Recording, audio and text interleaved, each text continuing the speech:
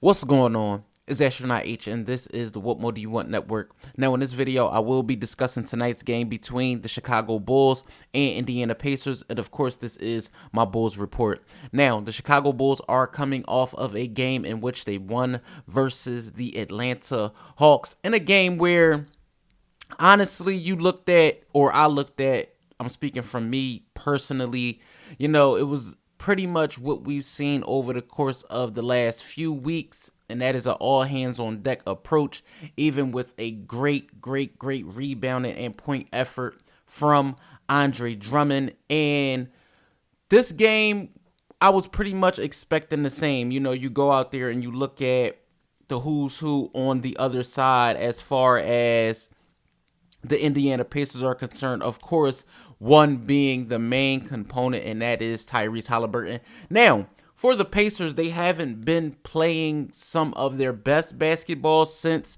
their emergence in the NBA's play-in tournament.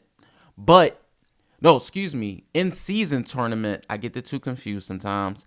But the Pacers are still a very, very dangerous team. Very high-powered, high offensive rated team, and anytime that you face off against a team that's willing to play at that certain pace, it's always going to be something to watch out for. Now, on the onset of this game, you did have guys like Ayo Dosunmu available. You did have, Alex Caruso available, DeMar DeRozan available.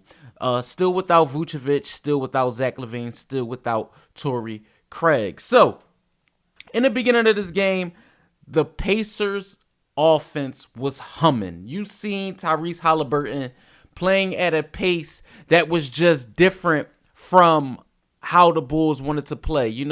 Sometimes the Bulls do want to get out there and run, but in a game like this, you could tell the Bulls wanted to, at least for the most part, get good shots early, get where they wanted to get early. But the Pacers, with Tyrese Halliburton and the way he was shooting the ball early, the way he was dishing the ball early, it was just, honestly, in my opinion, I knew Billy Donovan had to do something early on in this game. But you did see the offense from Patrick Williams early. You did see Andre Drummond crashing the glass, even though he was pulled out of the paint more than I would like to see due to guys like, Miles Turner taking him out of the paint due to his outside shooting and things like that.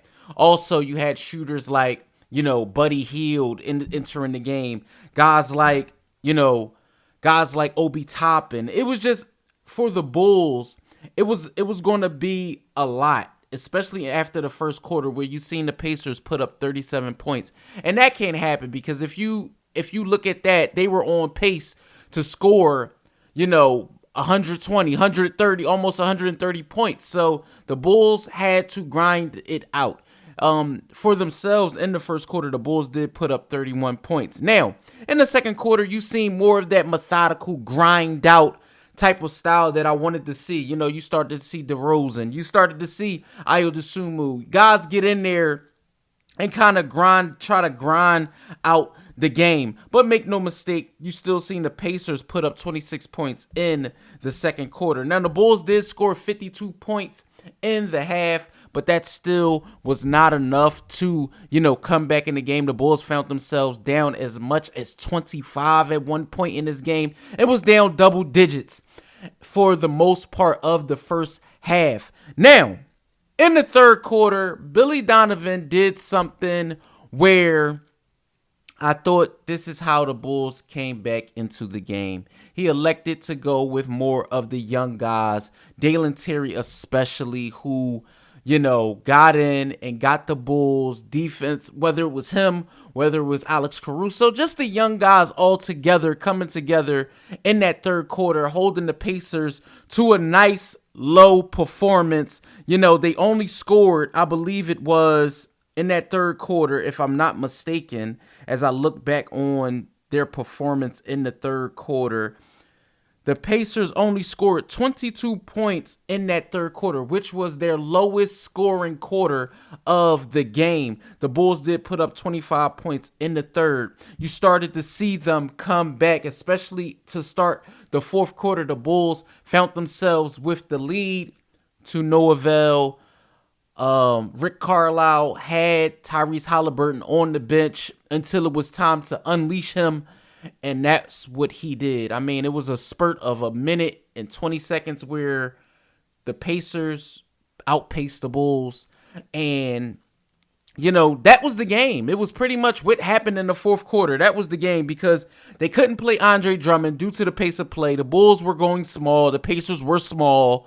So you've seen a lot of threes falling on behalf of the Indiana Pacers. They put up 35 points in the fourth quarter, and I feel like the Bulls were right where they wanted to be midway through the fourth quarter, but they just could not stop and find a way to get the ball out of Tyrese Halliburton's hands. And I say that because he was the one pulling the strings throughout the whole entire game and in its entirety, especially in the fourth quarter. And the Bulls found themselves on the losing end of tonight's matchup, losing by 16 points to the Indiana Pacers by a final score of 120-104. The Chicago Bulls are now 14-19 on the regular season.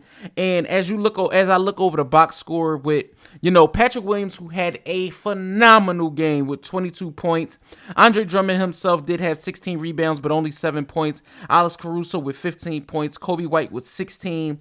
Ayo Dosunmu with 15. Dalen Terry in his minutes did have 6 points, 3 rebounds, and an assist and a steal. DeMar DeRozan did have 21 points, 5 rebounds, 5 assists, 2 steals.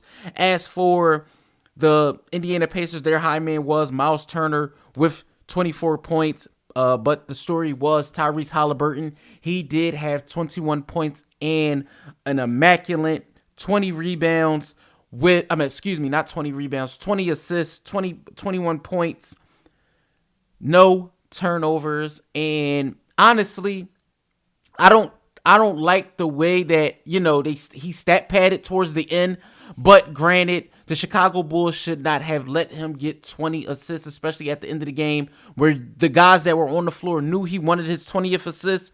They allowed him to just push the ball up the floor. They got an easy layup. And that pretty much was the story of the fourth quarter. Like I said, the Chicago Bulls were right there all along. They found themselves on the losing end of tonight's matchup. But, I believe it is a quick turnaround because they do face off against a Philadelphia 76er team at home. So that is Saturday. Of course, that is an 8 o'clock tip-off. It's not going to be an easy game. I do not know what Joel Embiid's status is for that game as of yet.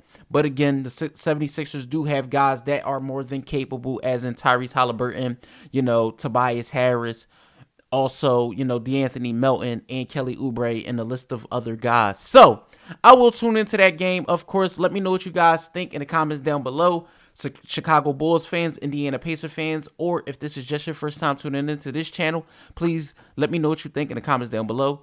Don't forget to like, comment, subscribe, hit that notification bell so you can know anytime a video is being uploaded to this channel. It's Astronaut H. This is the What More Do You Want Network, and I'll catch you guys on the next video.